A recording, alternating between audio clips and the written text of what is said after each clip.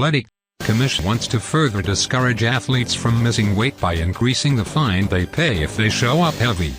ZAC Executive Director Andy Foster is proposing a 20% fine of a fighter's entire purse in the event they miss weight for a bout, according to a written recommendation to be discussed at a commission meeting March 14 in Los Angeles. Current statutes only allow for the commission to take 20% of a fighter's show purse, which Foster said encourages fighters to take greater risks for greater rewards. This has become a health and safety issue as it relates to dehydration and weight cutting, Foster wrote. Some fighters have calculated that it behooves them to be fined the 20% of the show purse rather than cut large amounts of weight, resulting in being the larger athlete, and feel better during the bout. If the overweight athlete wins the bout, they still receive 100% of the win bonus and in effect are only fined 10% of their overall contract amount. Likewise, the losing athlete is not being compensated accordingly.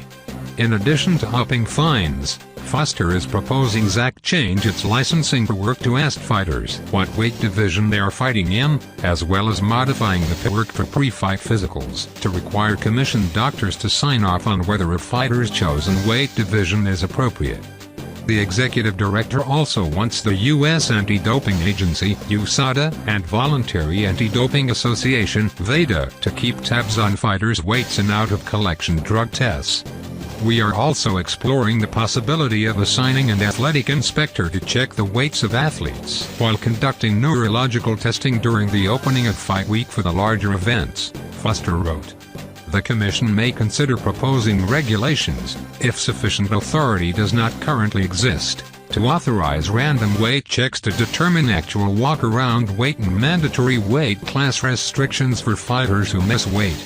So, in other words, if a UFC or Bellator fighter shows up looking too heavy to make weight, the fighter could be subject to additional scrutiny. If that fighter has missed weight in the past, he or she could be bound to a division the Commission considers appropriate.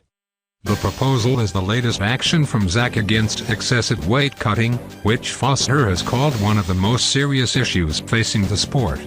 The Commission was the first to adopt early weigh-ins, arguing it allowed fighters more time to rehydrate and protect against brain injuries associated with fighting and dehydration. The ZAC passed rules banning severe dehydration and authorizing the Commission to measure a fighter's hydration level prior to a bout. It also banned IV hydration, following the UFC's anti-doping program implemented almost 2 years ago. The Commission has already taken steps to address dehydration and rehydration issues. However, more needs to be done, Foster wrote. This amendment to the bout agreement to obtain parity with boxing is one of many steps towards our goal of fighters safely competing.